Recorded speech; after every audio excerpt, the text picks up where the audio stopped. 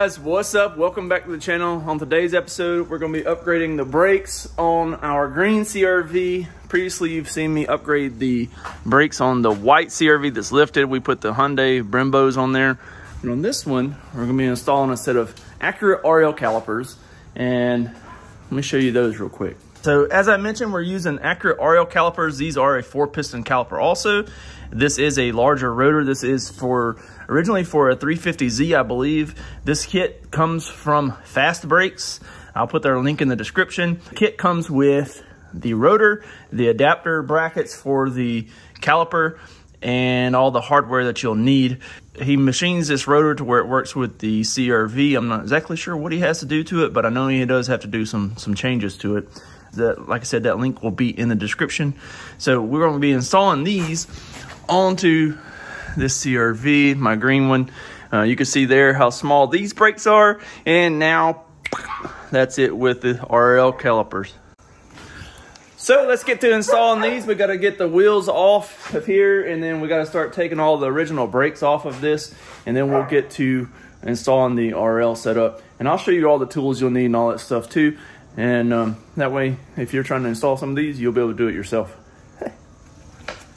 And also, I wanted to mention that if you're doing the RL calipers, you will need at least a 17-inch wheel. It will not fit with the 16s or 15s, and I think there are actually some 17s that it won't fit. So just make sure that you're careful on your wheel choice if you're deciding to go with the RL calipers. These are 18 by 8, so shouldn't have no issues, hopefully. We're gonna find out. All right, so for my particular CRV, I still have the stock lug nuts. These are 19mm for stock lug nuts. If you have aftermarket lug nuts, use the dang key that comes with them or whatever.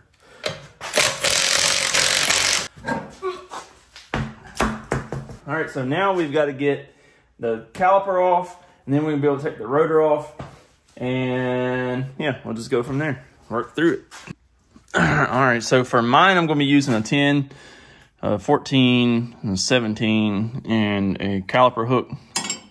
And I've got my little impact here. You could use like regular sockets or whatever, but what I'm going to do is take out these two 10s right here that hold this brake line, and then I'm going to take out the two 14s that actually hold the caliper to the caliper bracket. I could probably get away with just pulling directly off the 17s right here.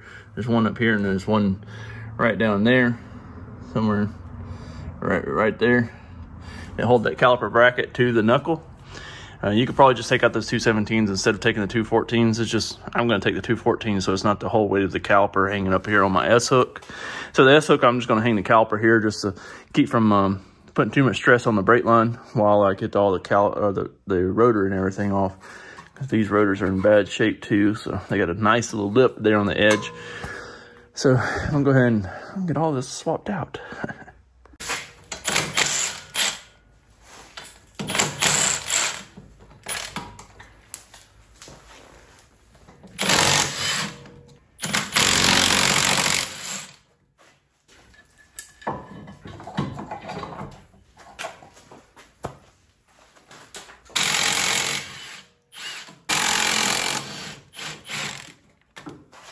My rotor is not attached with the screws that normally would be in here. Those are like a Phillips, and typically it's not a regular Phillips. They're a JIC, or JIS rather, which is a Japanese industrial screw, and they can be kind of difficult to get out. Sometimes you can get them out with an impact driver, or I've used drill and drilled the head off of them, and once you drill the head off of them, they can come out. They're strictly for assembly purposes. You don't have to have them. Like, I mean, you saw that mine weren't in there. My brakes were working perfectly normal. So if you have to drill them out, or if yours don't have them, it's okay. Caliper bracket. Now my rotor comes right off. And you can see on this rotor it's in poor shape. And it's got a nice lip there on the edge. They're worn pretty good. Pretty good. Got a lot of pitting there on the surface. All right, but now we've got it down to this point. So let's finish and opening up our kit and seeing what we're gonna do to get it installed. Here we have the hardware that comes with the kit. So it's got the adapter brackets, It's got the bolts that these bolt the adapter bracket to the spindle, and then these bolts here are the ones that they hold the caliper onto the bracket.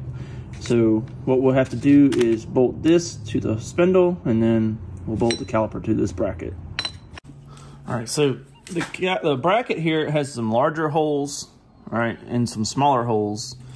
The smaller holes will be the one that go to the bracket here, the spindle, and then the larger ones are for the caliper. So I got the little smaller bolts that come with it. I put just a dab of thread locker on there just to make sure they don't back out. But you see this hole for the caliper is offset. So you want the offset towards closest to the caliper, okay? So we're gonna bolt it on just like this.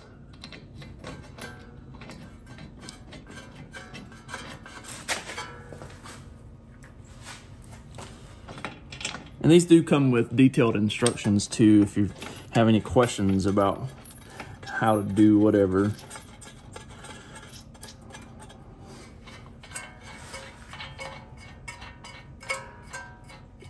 Let's see if it offers a torque spec in the instructions. In the instructions here, it actually says use Loctite 271 and torque all the bolts to 40 foot-pounds. So I'm gonna get my torque wrench, get it set to 40 foot-pounds, and we'll torque these to 40 foot-pounds real quick.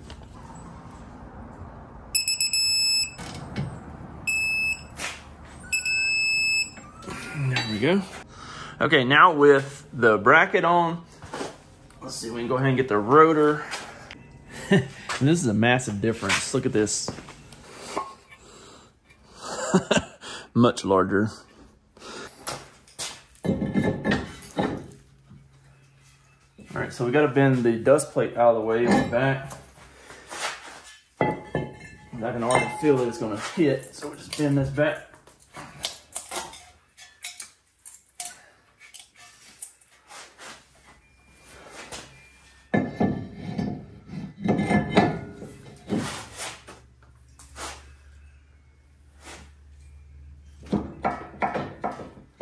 Clear as now. So these calipers that I got from the scrapyard, they actually have good pads on them, so I'm not changing the pads or anything.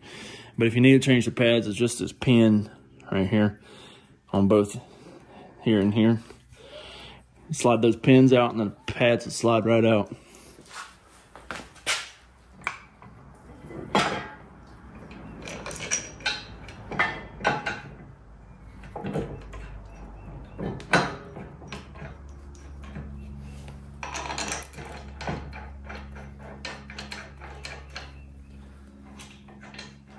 .21mm. The other ones were a 19mm, so this one was a 21.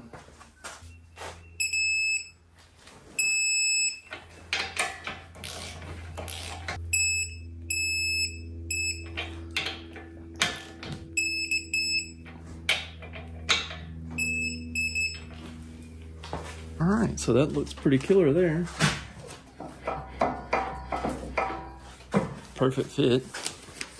Now we just got to get our brake line situated real quick. So the kit does include these banjo bolts for the brake line, so it comes with the new crush washers as well. So what you'll do is you'll put one crush washer on each side of the brake hose. So we're going to reuse the original CRV brake hose and then put one of these banjo bolts on that fitting and then screw it into the caliper. So that's what we're going to do right now. I'm going to go ahead and get the original bolt off of the caliper. It's 14mm on the original one, and this one's probably about a 14 as well.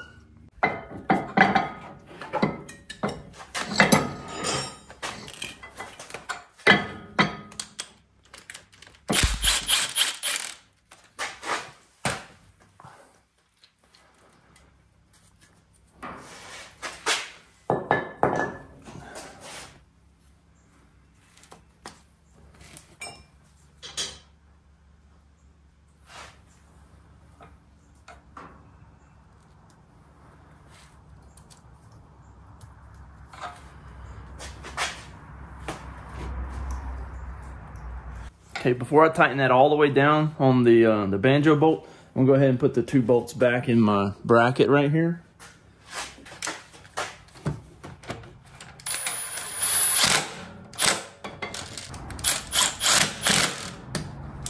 So now I've got the brackets for the line secured. Now I'm just going to tighten that down with the wrench, the 14. It is a 14 on the brake line. You can kind of see it right there. So we'll go ahead and get that tightened down real quick. And then we should be good to go. Got to bleed it out after that. Okay, so I got the brake line on now. Whenever you're tightening this, just make sure, what I did is I pushed the line down, and then when I tighten this up here on the driver's side, it's gonna rock the line back forward, but see the line still doesn't have any tension on it, so you wanna make sure it's not putting it in a bind. So on the passenger side, you'll wanna pull it towards you, because whenever you tighten it down, it's gonna pull it towards the back. So I got these tightened to 40 foot-pounds with some Loctite on them. I got those other ones underneath tightened to 40 foot-pounds with Loctite.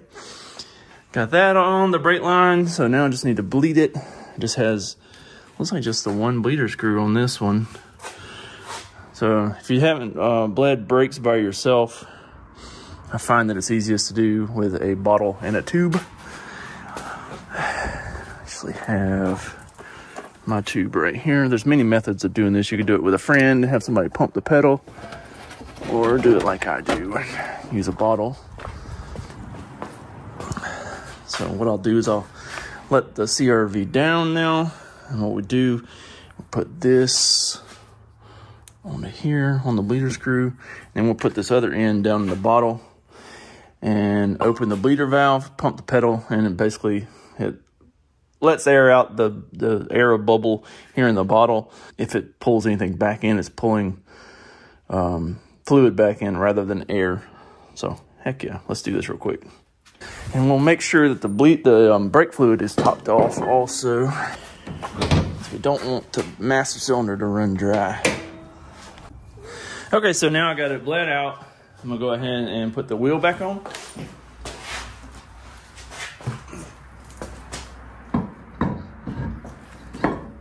Oh no, my wheels don't clear the calipers. Don't do that. So I'm gonna have to get some spacers to be able to run these wheels. Or I could get some different wheels. So we're going to figure something out though. Well, I was doing a little bit of playing around, and I switched the rear wheels to the front and the front wheels to the back, because these are 18 by 8.5, I believe, or 18 by 9, or those are 18 by 8. So these are a little bit different wheel. It still took 10 mils of spacer to clear it, but it clears it to where that wheel, even up here with the 10 mil space, it wouldn't clear. But it definitely clears, and you can see how big those are compared to the stock. I'll put a picture with a stock over here just for comparison. But golly, they look so good like that. The only hang up I have as far as running it like this is this barely got any threads on these lugs right now. So if I'm going to go this route, I've got to get some longer studs to put in here, because I'm not going to run it like that. It's just not safe. But it looks killer, man. It looks so good. So I guess I just need to make a decision on what I want to do and see how we're going to go about it. On the back here, you know, these tires aren't stretched like the ones on the front, so I think it's still clear here. But that's got a lot of poke, and that's what I'm not really a fan of. I could camber these in, because I do have the camber kit up here. I guess that's brake fluid from the bleeding earlier today. But I got the camber kit, so I could camber it in.